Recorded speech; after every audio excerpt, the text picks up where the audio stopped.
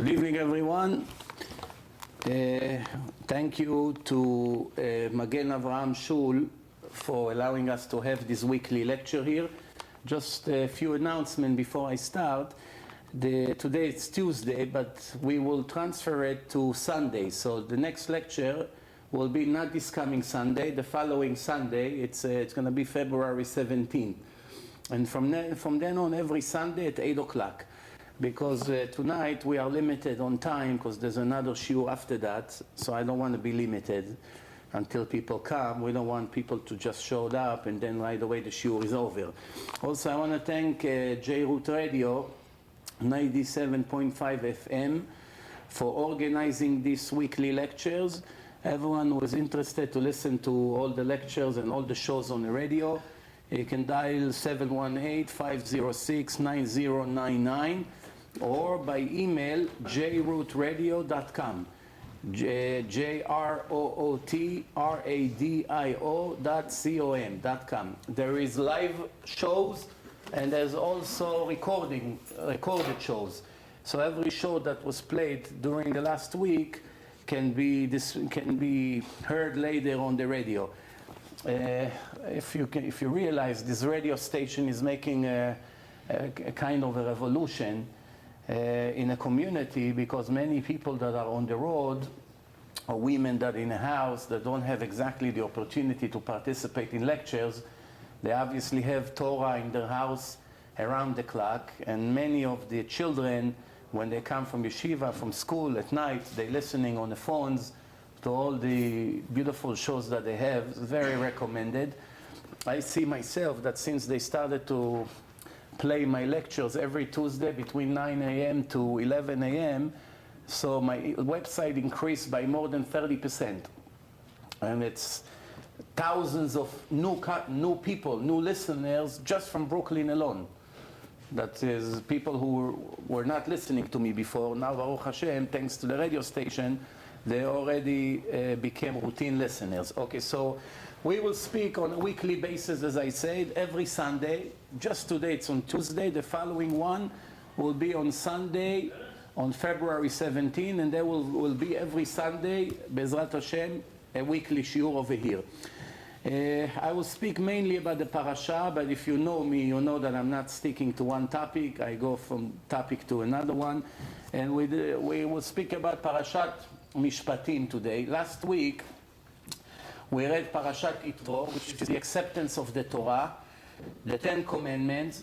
It's Moshe Rabbeinu bringing down the written Torah up to Parashat Yitro, not the entire written Torah, and then the Ten Commandments and all the oral Torah, all the oral laws. Later, it will take 40 years for Moshe Rabbeinu to conclude the entire written Torah. But as we read in the Parashat Yitro, it says, "Vayim imacharat hayom vayeshev Moshe lishpot et ha'am." The next day, that Moshe Rabbeinu already was sitting and judging the nation. Technically, which nation we were talking here about is the Erev Rav, the Egyptians who Moshe converted on his own opinion. He took them out from Egypt without consulting with Hashem. And right after he came down from the mountain, after being in a mountain altogether for 120 days, 40 days he was there for the first period. He came down on 17 B'Tammuz, 17 on Tammuz, and he broke the first commandment. Then he went up on the 18th of Tammuz, and then 80 days he came down on Yom Kippur. And that's the day that Hashem said, "I forgave you as you wished, I forgave you." And he gave the second commandment, which Moshe had to prepare the boards.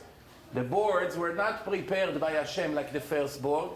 Only Moshe had to prepare it, and Hashem wrote the Ten Commandments on the second boards.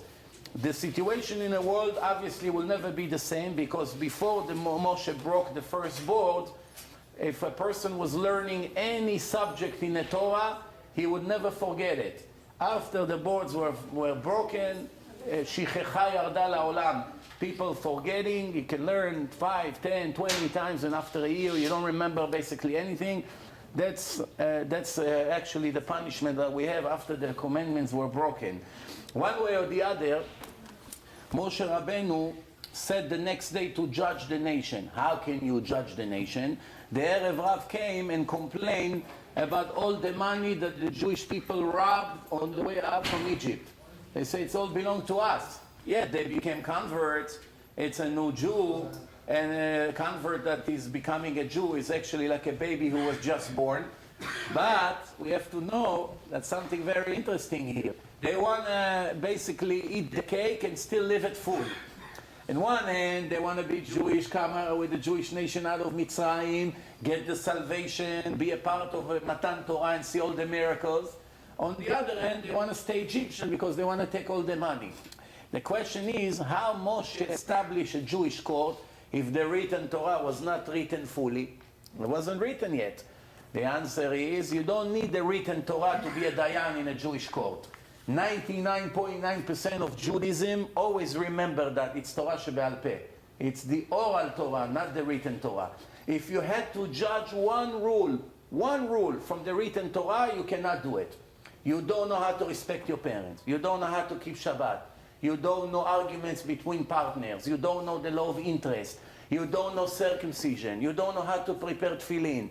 You don't know Taharat Mishpacha. You basically don't know anything.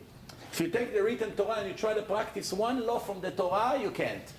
On the other hand, if you take the oral law, basically you have the answers to any question you have. What do you think the entire Dinei Nezikin? Do you think that Dayan opened the written Torah and he gets the law from the written Torah? Of course not.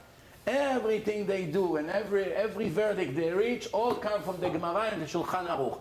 But Shulchan Aruch, it's a conclusion of the halacha in the Gemara. That's what it is basically.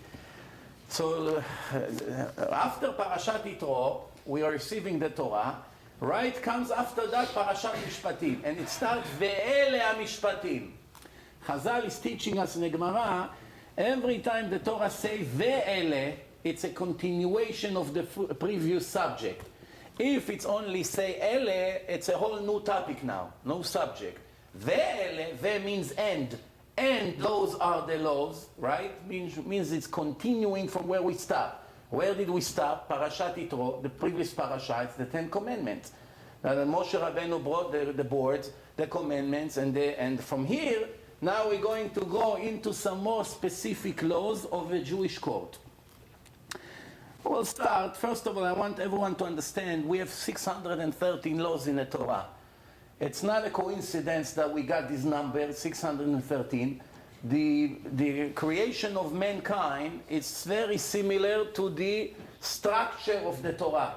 The Torah has 248 positive commandments, 365 restrictions.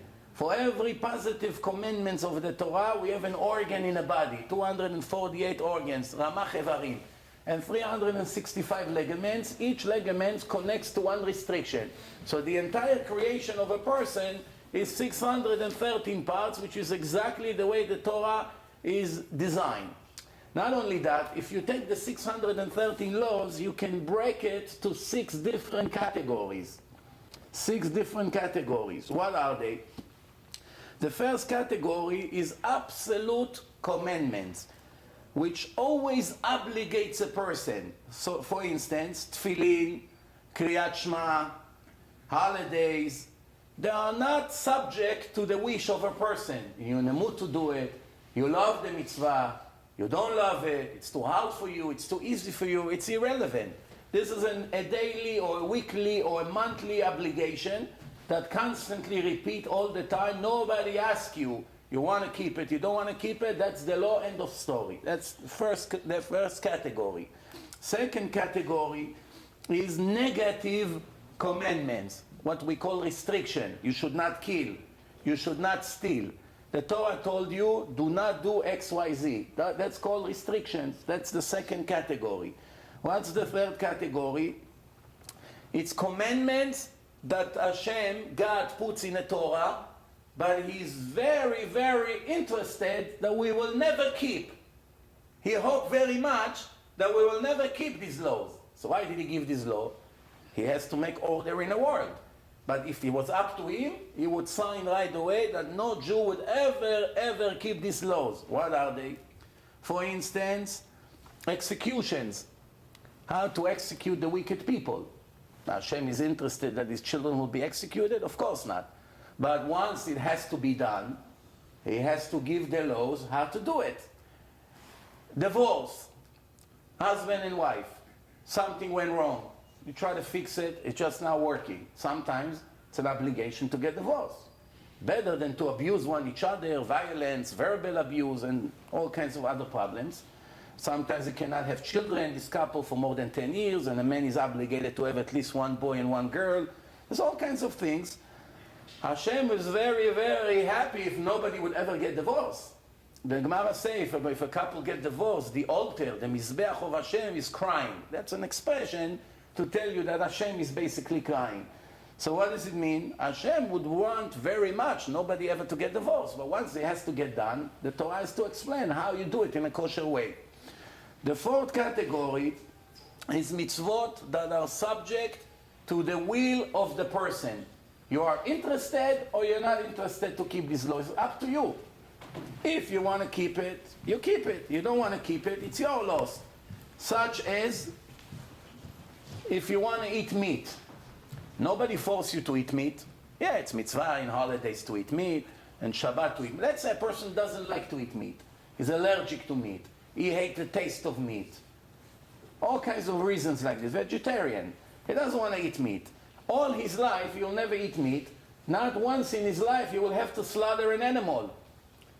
Not once in his life. Why? Because he never wants to eat meat. Therefore, since he doesn't want to eat meat, automatically is dismissed from the law of shchita. All the laws of slaughtering, checking the animal, checking the lung, all the things that apply to the kosher way of slaughtering animal, right away is dismissed from. He doesn't have to keep it. He comes in front of Hashem after 120 years. Hashem would not ask him, how come you never kept the law of slaughtering? Why? It's not an obligation. It's only become an obligation if you want to eat meat. So these mitzvot are subject to the wish of the person. You want to eat a chicken, now you have an obligation to cover the blood with the sand.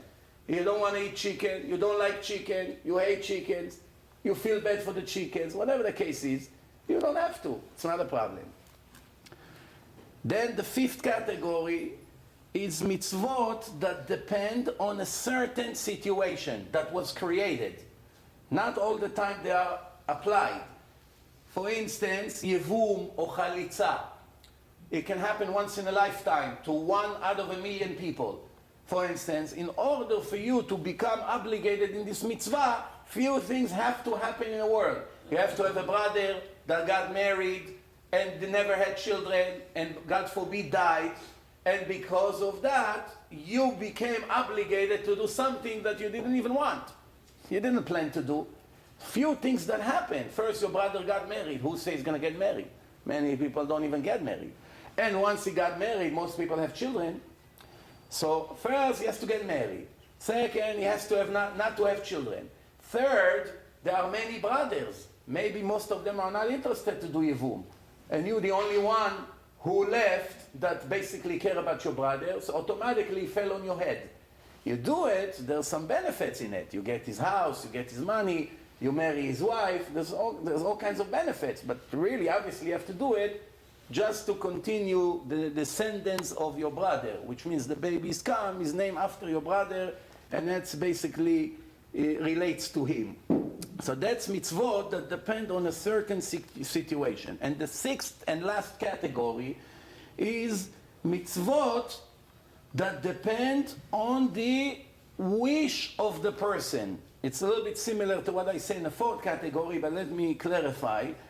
In other words, if a person wants to wear a certain garment, which has 4 corners. Today, Baruch Hashem, the rabbis created for us a mitzvah that every second brings us a reward. Every second. What is it? Mitzvah talit katan, tzitzit. Technically, it's really not an obligation. A person can born in this generation and live all his life and never put talit katan on his body one time in his life, and he doesn't have a sin. Why he doesn't have a sin? Because he's only obligated to wear talit katan with 4 corners and the tzitziot and the strings that comes down from the 4 corners, only if he wear a garment that have 4 corners. If he wears it, then he has to put tzitziot. If he doesn't have, today nobody wears this. It's not in fashion. No one really wearing clothes that have 4 corners. That jackets don't have it, shirts, sweaters, everything, coats. None of the clothing that we have has 4 corners like in the old days. So in order for us not to lose the huge reward and the protection of this mitzvah, so we designed as an undergarment that we wear under our dress shirt in order for us not to lose this mitzvah. But if a person doesn't want to wear it, it's his loss. You want to lose all these billions of mitzvot in your lifetime, it's up to you. But no one can force you to put it if you're not interested to gain this mitzvah. This is what we have to understand, that those mitzvot are subject to the interest and to the choices of the person. That's how we break the 613 laws to 6 different categories. We're going into Parashat Mishpatim. We have to understand one thing right away. First of all, this parasha has the most mitzvot that you find in any other parasha. Every line or two is already a different mitzvah from the Torah. Most of these mitzvot are mitzvot that basically are subject to bed din, which means arguments between 2 individuals, damages, all kinds of things like this, that it ended up in a Jewish court. But the truth is, every kosher Jew have to beg and pray to Hashem all his life that he will never have to visit in a Jewish court ever in his life. Not even 1 minute to step into the building. You may ask, okay, I don't want to be sued by anyone. Nobody likes to be sued, right? If somebody sends you an invitation to Beit Din, obviously your heart is, is basically feeling the fear.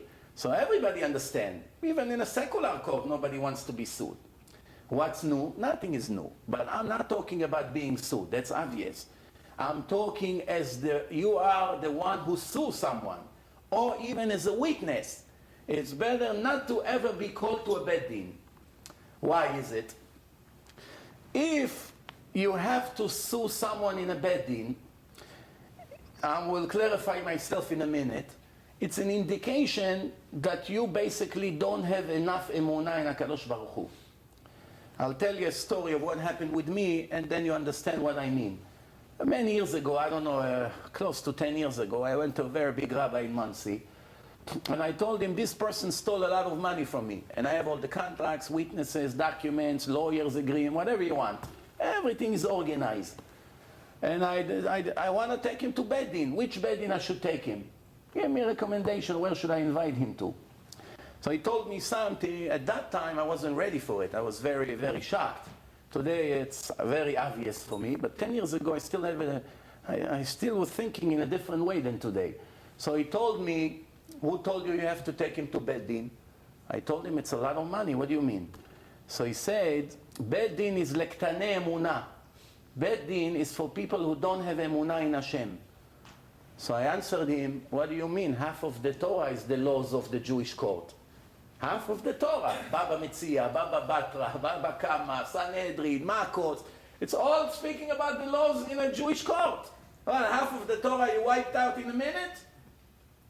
So he answered me, the Torah is designed for all kind of people, from the greatest person on earth to the biggest loser. The Torah must give answers to all kinds of levels. The Torah cannot only refer to great holy people that have strong trust in Hashem like Avraham Avinu. The Torah has to give answers to people who have no faith in Hashem. Nothing. They're ready to kill for $100. For them, the Torah has to give answers. Otherwise, people will kill each other for nothing. That's what happened today. We see how people behave when it comes to money. So the Torah has to get people to follow the law and to go to the court, and the judges decide, and there's police, and they force the law, and if you don't pay, they come and they repossess your house. That's the way the world has to be. Why? Not everyone has trust in Hashem. But you say to me, I expect from you to say to Hashem, thank you very much for taking away my money. If I deserve it, I trust you to give it back to me in a different way. And if I don't deserve it, one way or the other, even if I win in a court, you'll take it from me anyway. That's the way you should think. If I deserve it, Hashem will find a way to return it to me. If I have to lose it, I can win in a court and the judges would force him to pay me and then take away his home or whatever the case may be. 2 years later, I can lose it in a different way. Hashem has many ways to make you lose. You trust that the parnasah comes from Hashem, yes or no? I say yes. He said, okay, that's what you have to focus on in emunah. If you have a high level of emunah, you'll never fear and never suffer from anyone who took anything from you. Why? Because you know 100%, if it's mine, it's mine. If it's not mine, it must go away from my hands. But we are here now, the entire Parashat Mishpatim, apparently, is for people who doesn't want to say, Hashem, I trust you to make justice.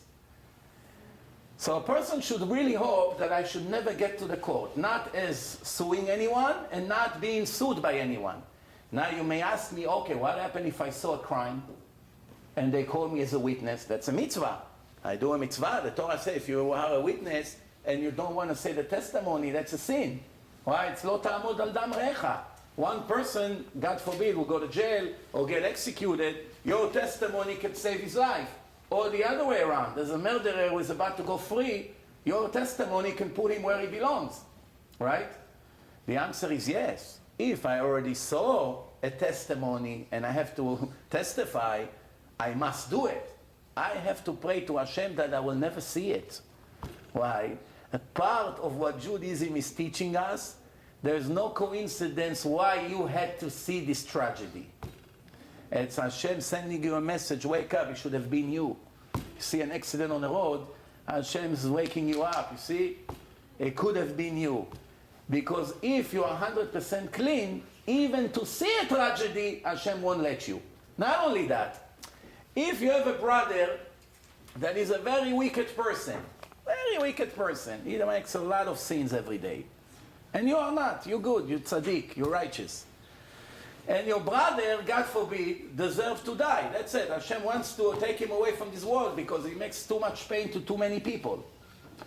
The only reason that Hashem is keeping him in the world is thanks to you. Why? Because you don't deserve yet, as of now, to feel the suffering of losing a brother, or dealing with his widow, or all the situation who will be created in your family. If you have enough merit, you can save other people. Or I'll give you another example. Sometimes you yourself is wicked, but you have one positive thing about you. You Baal Chesed. You're kind. You're giving donations. You're helping miserable people. You're teaching Torah to a lot of people. But personally, you're far away from being righteous. Far away. It's not a contradiction. It happens all the time. How do you know it's happened? Shulchan Aruch, the Jewish book of law, say that Talmid Chacham, a scholar, a great scholar in Torah, the Talmid Chacham in the time of the Shulchan Aruch 500 years ago was about 1,000 times greater than what we call Talmid Chacham, just for you to understand. So he's talking someone in the level of the chief rabbi of the world. When Shulchan Aruch said the word Talmid Chacham, he's speaking someone in the level of Chacham Ovadia, or somebody in the level of Rav Steinman or all the other big Talmidei Chachamim. That's what the Talmid Chacham, ordinary Talmid Chacham 500 years ago was. Right? So when the Shulchan Aruch said Talmid Chacham shemidotav raot, asur lilmod Torah mimeno.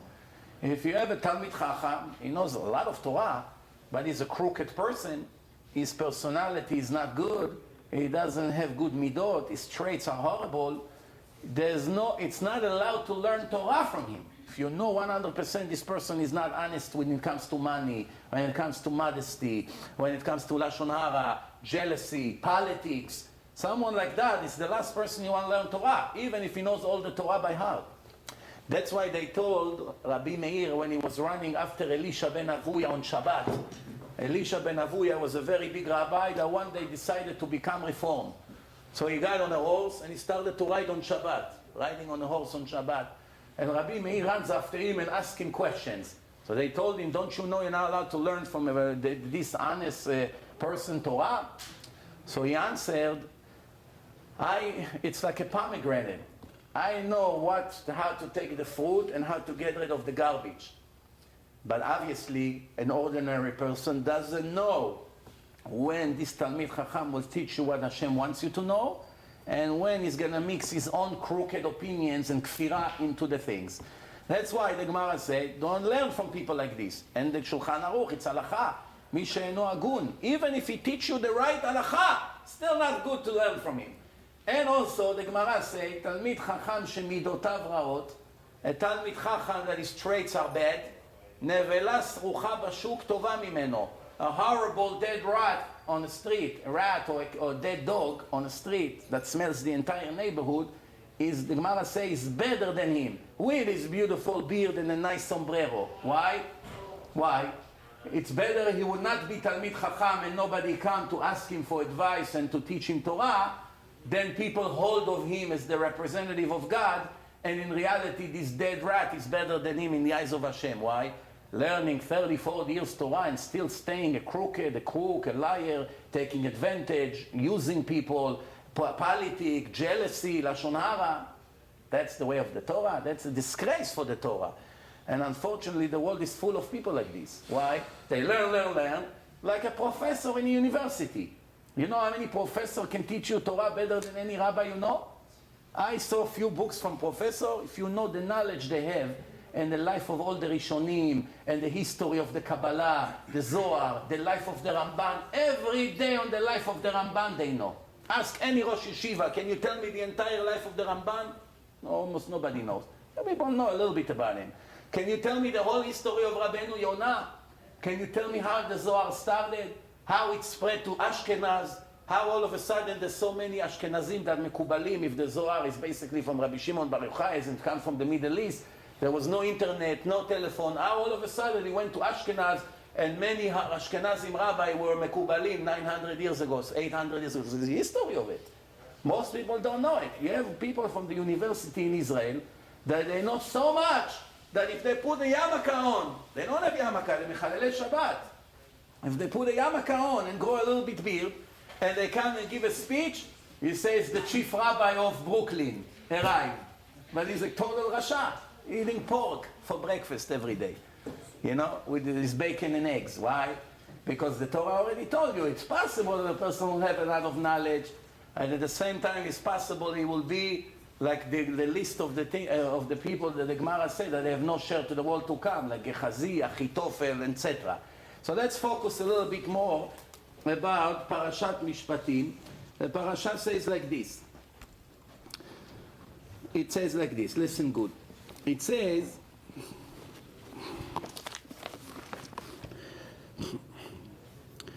לא תהיה משקלה והכרה בארצך, את מספר ימיך המלא. Going to speak about a few verses from the parasha, and let's explain what it means. The Torah say, once a person does what Hashem expects him to do, the reward for that will be that there will not be widows and barren women.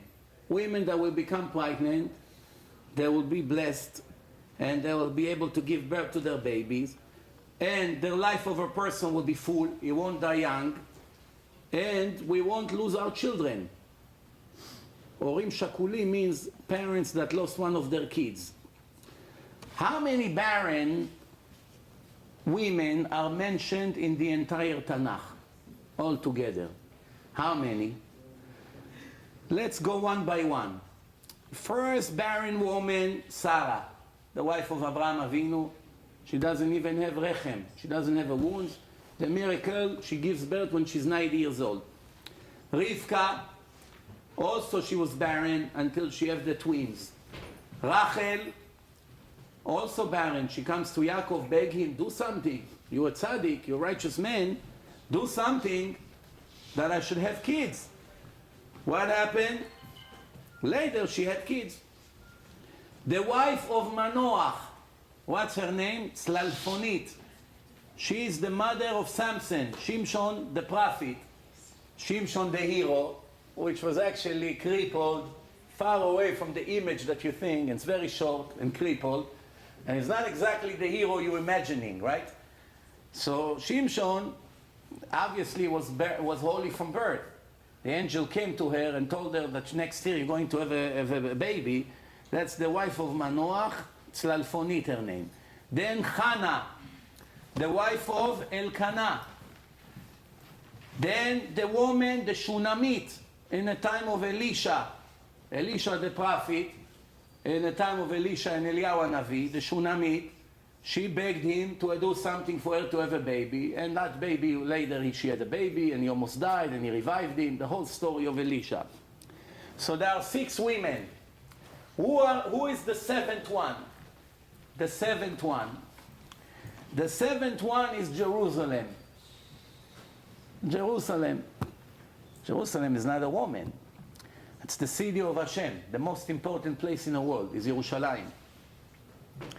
Where does it say it? Roni akara lo yalada. We read it in Haftarah. It's in Isaiah 54. Yeshaya 54. It says like this. All the 6 barren women are mentioned in the Tanakh. Each one of them in the end gave birth, except one. Who did not give birth yet? Is Yerushalayim. What's the birth? What's the baby of Yerushalayim? What's the baby of Yerushalayim? Bet HaMikdash. Yerushalayim without Bet HaMikdash is a woman without a baby. Once the Bet HaMikdash will be built, Yerushalayim will come out of the status of being barren. Sheneemar, where does it say it? Lo tiyeh mashkela ve'akara be'artzecha. Klomar, Yerushalayim means Yerushalayim will not be barren. And what after that he say? Mispar yamecha amaleh. I will fill your days. Your days will be full. The 6 will turn into 7. 6 is not a complete number. You need to go to the 7, to the maximum, which is the holiest number in Judaism. Once the Bet HaMikdash will be built, that means the meaning, the secret of this pasuk, I will fill your days to be full. Then, we're continuing in the parasha. The parasha is speaking about receiving bribe. It's not allowed to receive bribe. Even the goyim understand that it's against the law to receive bribe. Any court you go, everyone agree with that. But what does the Torah is really referring to? The Torah is speaking about all kinds of bribes, not necessarily money. All kinds of bribes. For instance, the Gemara brings a story. There was a woman named Ima Shalom. She was the wife of Rabbi Eliezer and the sister of Rabban Gamliel. She went with Rabban Gamliel to a non-Jewish judge. In the Gemara, they bring the story. Why? They wanted to actually make a joke out of him, because they knew he's receiving bribe. So it says like this. The goyim in the neighborhood used to say he's a very honest judge. He's not like the rest of the judge. So Ima Shalom gave him a candle made from gold. And she told him, I want to receive half of my father's inheritance. My father left money. According to the Torah, only the boys inherit, not the girls. The girls go after their husbands. He has to take care of their parnasah. So I want to take half of my father's wealth, just like they do in Israel today in a secular court. The women come and they say, give us half. A boy and a girl, the Israeli judge, he gives her half against the Torah. So the judge say, of course, let's shake it, because you received the bribe. Let's share it to both of you. Rabban Gamliel say, but the Torah say that the daughter does not inherit like the boy. He said to this judge, right? So the guy say, no, from the time that you went to exile from your land, there's a new Torah. There's a new covenant, the New Testament. This law doesn't apply anymore. Like the priest told me in a debate. That law doesn't apply anymore. Right? And in the new Torah it says that the daughter and the boy are equally inherit. Rabban Gamliel came the next day with a donkey, a Libyan donkey, whatever that means. I guess it was a good Mercedes in those days. And he said to the judge, Judge, you like the donkey? The judge got the point. Then the judge called the sister back, and he said, I actually double-checked in the book of law, in the new book of law, and it said that we are not allowed to contradict the old Torah. That's what JC say in the New Testament, in Matthew 5, verse 17 to 19. What did he say to his followers? No one is allowed to contradict the Torah. I'm not coming to contradict the Torah. Right? If somebody contradicts one letter of the Torah, will be cursed by the kingdom of heaven. So he went and he checked again. And he said, no, the Torah say, we're not allowed to contradict our Torah. They say not allowed to contradict the Old Testament. So I'm reversing my ruling. So she said, Ima Shalom, the candle should make lights in this room. She's giving him a hint for the bride that I gave you. I gave you gold candles.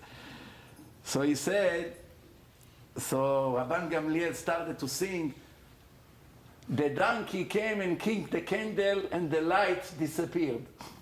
The donkey came and kicked the candles. The Gemara brings this as a joke, but this is exactly what's happening today in a court. I'll tell you a story. One time, I have a friend, he's a Chassid from New Square. It's next to Monsey over there. He's a Chassid. He said to me, listen, I want to take you to one of my lawyers. He deals with lawsuits, thank you. He deals with lawsuits. He has very, very strong, sharp lawyers. And they're very successful on getting money for people who have injuries. So he told me, listen, one of them is Jewish. He's very successful. He's right there across the street from the federal court in downtown Manhattan. He agreed to meet with you.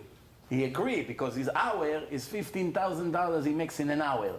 So he's willing to waive $15,000 to listen to some speaker about Torah. For him, it's a serious punishment. But I was embarrassed from my friend. So after weeks that he's begging him, he agreed. So we got there 4 o'clock in the afternoon, an hour before they closed the office. And he told me, you have 60 minutes because at 5 I have to leave. So okay. We started to talk. We didn't realize, it became 6:15 already. Then one of the lawyers knocked on the door. He said, Mr. X, do you know what time it is? He looked at the watch, he almost dropped dead. What? 6:15? How did it happen? So I told him, well, we enjoyed the conversation, no? So he said to me, yeah, but, so I said to him, no, what's the big? He said, you know what? You know what an hour of mine is? It's $15,000 I get. He's doing me a favor that he's talking to me Divrei Torah.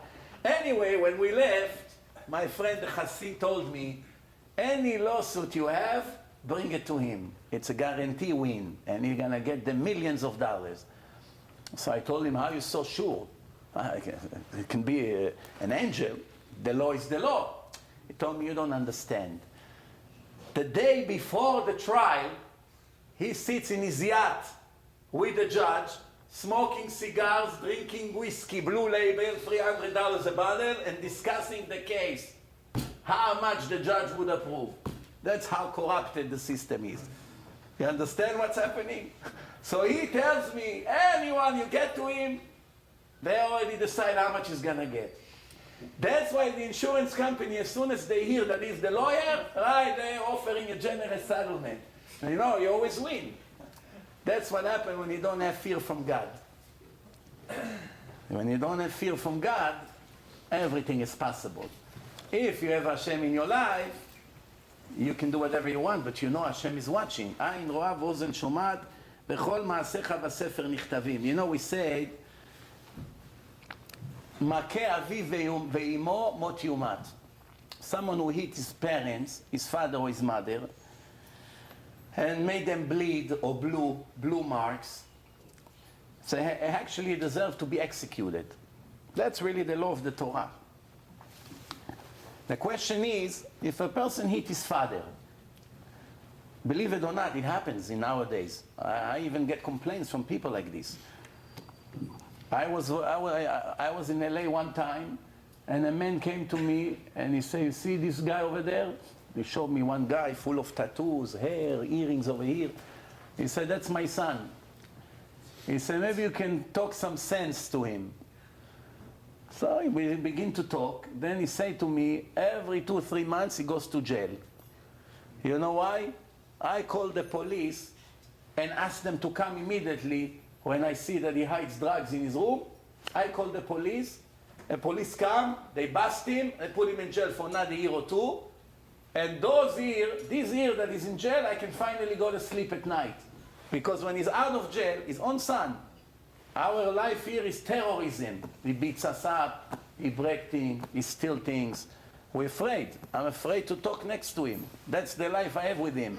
So I am actually a detective, undercover detective against my own son. If I catch him, he doesn't know I'm the one who called the police. He was wondering how come every time I bring a big bag of drugs, the police know right away, they come. You understand? This is the situation we live in our days. So what happened here?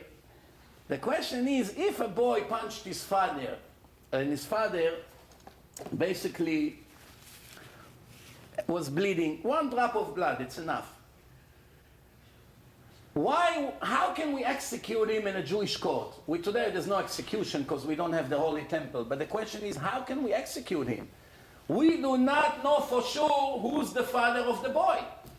Don't answer me DNA. DNA is something new of the last 20, 30 years. And also DNA can be faked. There is an Israeli scientist, he invented a way to play with the DNA.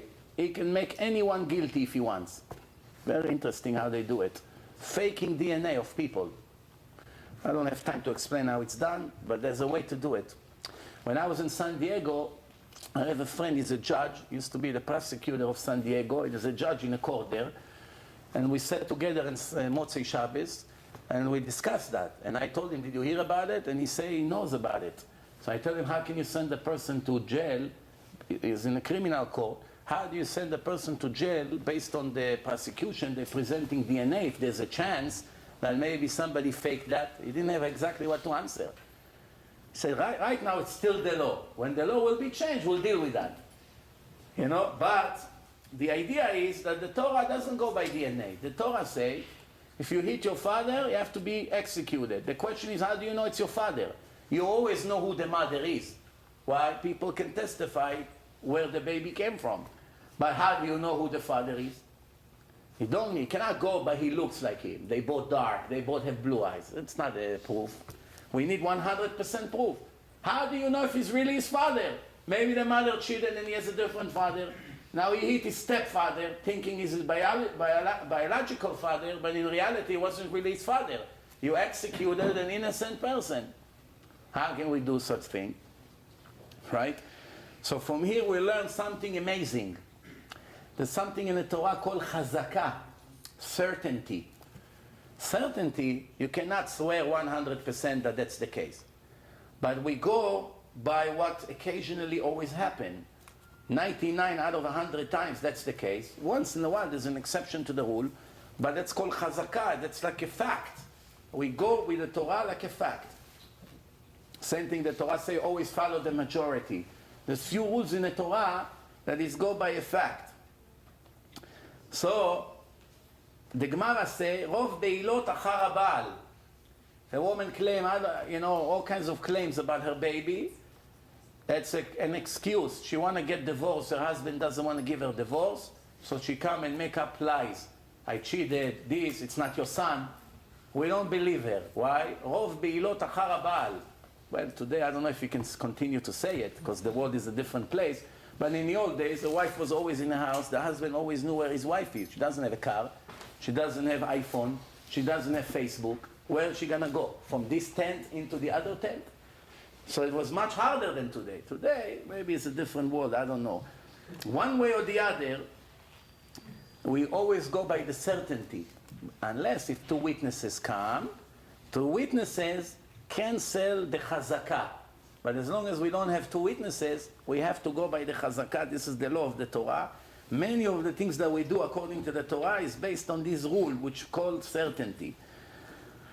Also, I was thinking to say, when a person hit his father, the highlight is on the father.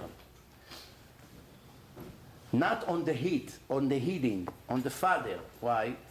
Because if you hit a regular person, do you get execution? No, it's a sin. If you raise your hand, you want to hit your friend, even if you didn't hit him, you already consider a wicked person. Because the Torah says, "V'larasha amar, ma lecha rasha ki takeh re'echa." He didn't even hit him. Moshe said to the two Jews who were fighting, Datan and Aviram, was about to give him a punch. Before he hit him, he already called him rasha. So from here we learn that even if you threat your friend with your hand to hit him, you're already Rasha. Then if you hit him, you Rasha multiplied by who knows how much. Much worse, right? Well, the question is, if you hit your friend, let's say you gave him a smack, you deserve an execution, the answer is no. But if it's your father, if your friend is bleeding because you gave him a punch, you don't get executed. But if it's your father and he's bleeding, there's a question, if you're a dentist and your father wants you to save him money to do a root canal, if you're allowed. It's a big question. There's lots of argument. Not so simple. Some say allowed, some say not allowed. What do you mean? I'm doing my father a favor. Favor, but the Torah says you're not allowed to make your father bleed. We do not know, maybe even for positive reason, maybe even if he's mochel. Still don't know, we don't take risk. It's an execution, it's not just another law. So then with fire we don't play.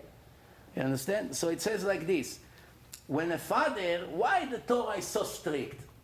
If you eat another Jew, it's not a big tragedy, it's also a tragedy, you make him bleed. Why when your father have to die? There's no second chance. Why? The answer is ungratefulness. That's the reason. That's the source of the problem. Person who raised you, a person you are named after, person who taught you Torah, and our days put you in yeshiva and pay your high tuition, a person that gives his life for you to have a place to sleep and to eat and the rest of the things that he does for you. Right? Someone like that, that gave you his life, you giving him back punches, Hashem says someone like you does not deserve to live in my world.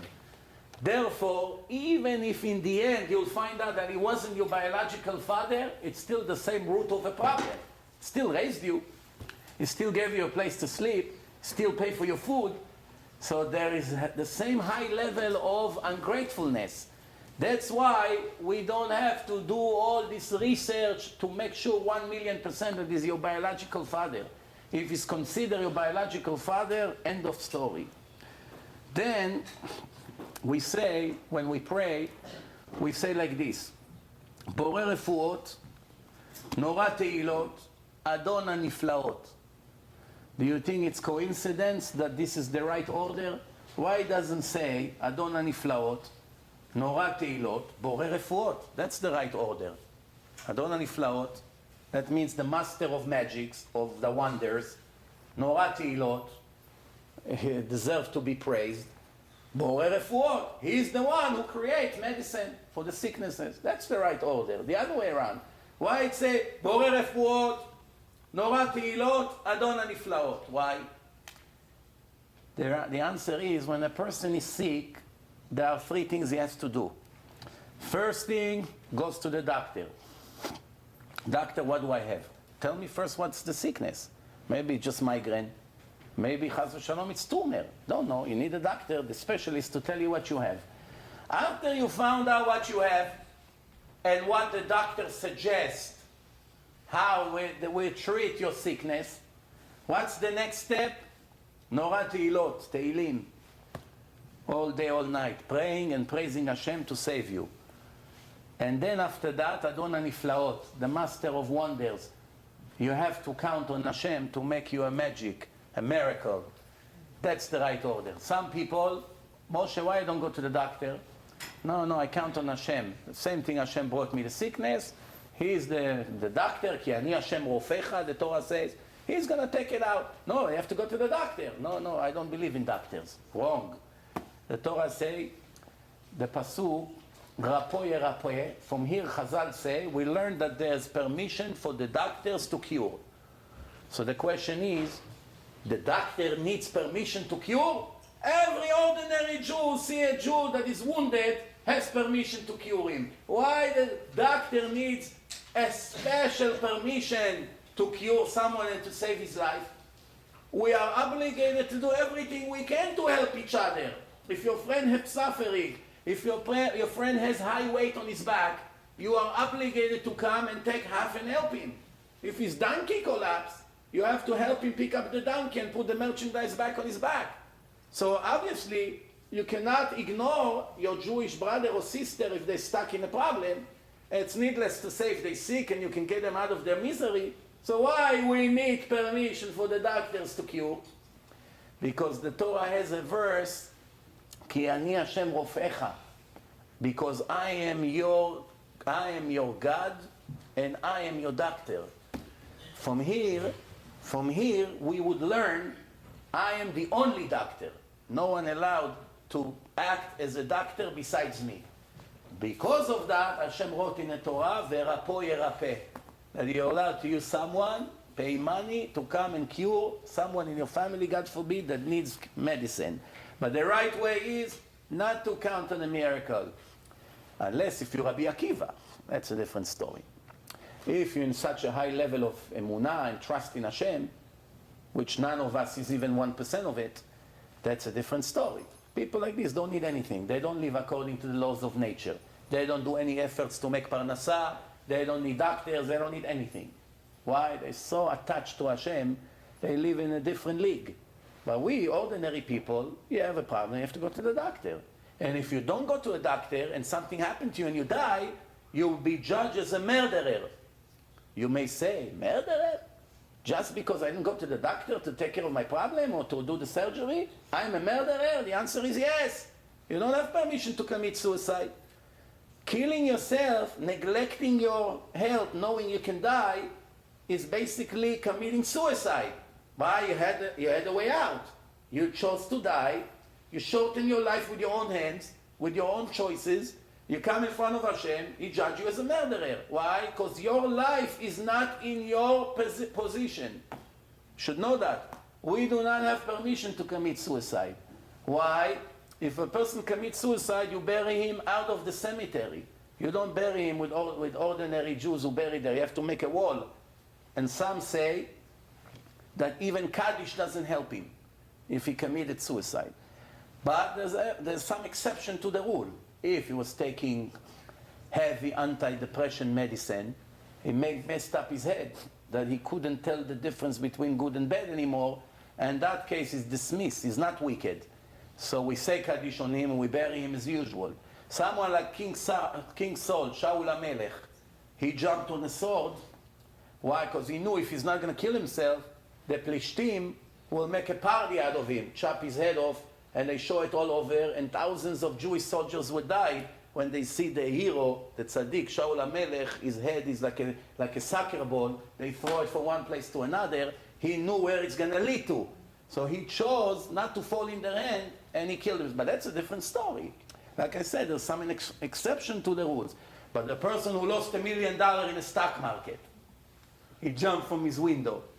This is a very big criminal. What made him do that? Doesn't have emunah in Hashem. He's not religious. If he would learn Torah and elevate his emunah, he would consider dying for money? Or because the bank took away his home? Or because his wife left him? That's a reason to get killed? It's not a reason. Just before our time is running out, in this parasha it says something very interesting. Ki yigach shor et ish. When an ox, you own an ox, and the ox went and hit a man, like it happens in Spain, you know, they have all these things. But an ox, he hit somebody, and he killed him. What do you have to do with this ox? I have to execute him. He's a murderer. But the Torah asks now, the Gemara asks a question. What happened if it's it's stadionin, which means the oxes that they have in Spain, that they play with in front of the audience, and they train them, and they see red, and they come. If an ox like that you train to make a show, if he hit a person because you played with his nerve, you drive him crazy with all this red, you know, like they do ole in Spain, and they run on the street, and everyone runs everywhere. I don't know if you ever saw this barbarian culture that they have, and they hit people and they make them fly 10 feet in the air. If an ox like this killed a person, in the times of the Bet Din, of the time of Sanhedrin, do you execute this ox or no? What do you think? When the Torah says an ox that kill a man has to be killed, do you kill him or no? So the answer is, the Rambam writes in Nizkei Mamon, he writes like this: שברים שמשחקים בהם ומלמדים אותם ליגח זה את זה, אינם מועדים זה לזה. Axes that you train them since they're young, how to hit each other and to fight in front of an audience. Even if they kill the person, they do not deserve to be executed. And they even permitted to be sacrificed in the altar to Hashem. Even if they killed someone. What do we learn from here? Few things. There's a difference if a person, if an ox is naturally bad, or you turned him into a monster. There's a difference. If he's naturally bad, that's his nature to go and attack. Nobody ever trained him like that. That's his nature. He's a threat, and he's guilty. Right? That's his nature. But if his trainer drove him crazy for years, since he's a baby until now, drove him crazy, even if he's a murderer, he's innocent. This is what we can say about our own children. That's an expression in the Torah, tinok shenishba. Today we have youth that grow up in America, in Russia, even in kibbutzim in Israel. They never heard 1 hour of Torah in their life. No Shema, no Shabbat, no Tefillin. They only saw Tefillin in the day of the Bar Mitzvah, if they had a Bar Mitzvah, for the photographer. I had one guy, I asked him, did you ever put Tefillin in your life? One kid, 16 years old. He told me, oh yeah, one time. You mean those stripes? Yeah, when they took picture in my Bar Mitzvah. I don't know where he got his Tefillin from. Maybe the photographer in that place, he has one pair that he puts on helmet to take picture. So hopefully it's kosher. At least one time in his life, because he wanted to take a picture, at least one time he puts tefillin. Someone like that doesn't know anything about life, could be that he's completely not guilty. Why? It's like the same thing with the ox. They train him to be a criminal. It's not his choice. He doesn't know any better. All he knows what his parents and the place where he grew up, that's what they train him.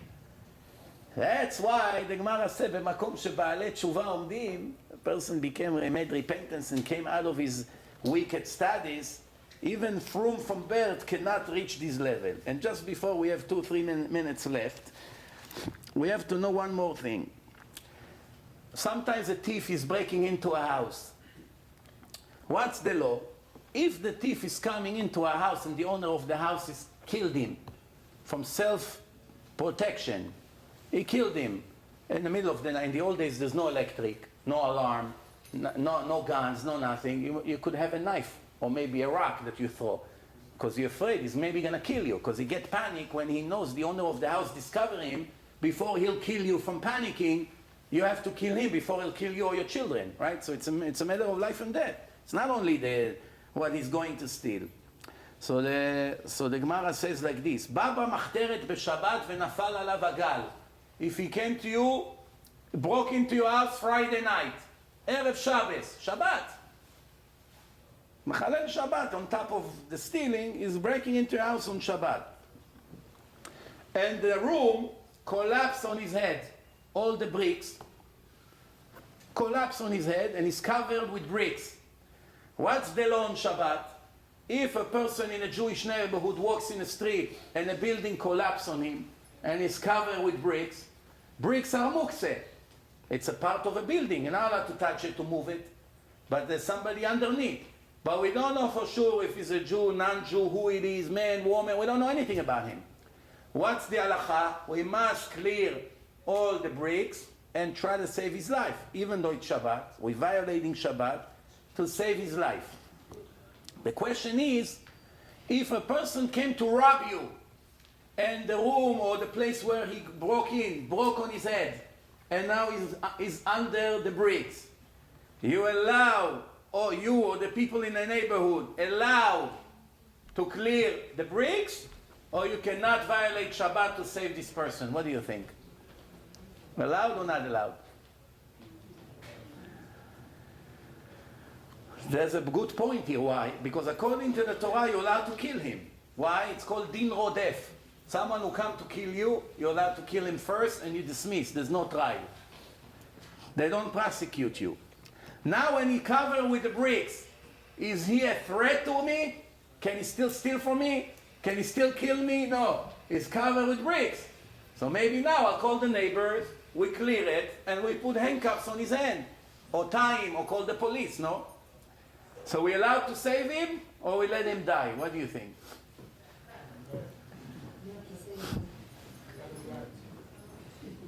The Gemara in Masechet Sanhedrin, page 73, the Gemara says, we have an obligation to save every person from the nation of Israel, every one of our brothers and sisters. How do we learn it? Since we have an obligation to return a lost object to him, if we found his wallet, if we found his books, if we found anything, right? If we have an obligation to return a lost object, it's needless to say we have an obligation to return his life for his body that is about to lose his life, right? In that case, since this thief came, he's considered already dead. We are not allowed to violate Shabbat on him. What is it like? Like a person that the Jewish court decided to execute him. And on the way for execution, right? One person hit him with a hammer and killed him. Before they execute him. They're on the way to take him, like someone today hit Ahmadinejad in Egypt with a stone on his head. I wish it was a hammer. I get rid of him. But instead of a hammer, he hit him with a shoe. You fool. They're going to put you now 20 years in jail. At least kill him. One Syrian citizen, because he's upset that they helped Assad to kill his nation. So one Syrian was eating Ahmadinejad today with a shoe. So, so if a Jew came, he hated this guy. He didn't wait until the court would execute him. He broke his head, whatever, and killed him. Can we execute the Jew who killed him, or is considered dead already? It's a good point, right? So we cannot execute him. Why? Because he's considered dead.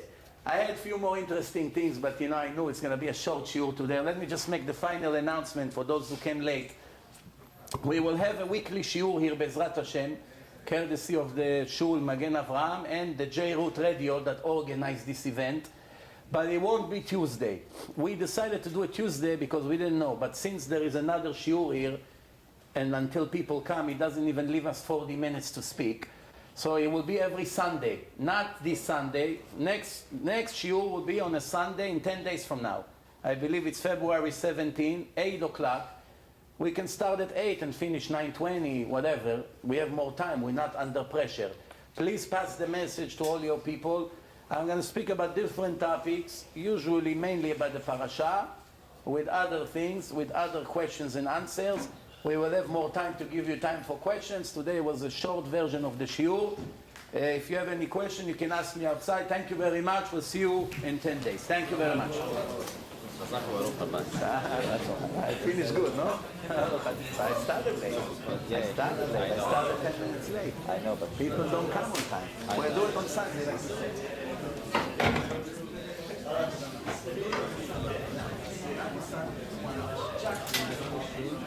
We have another 6 years.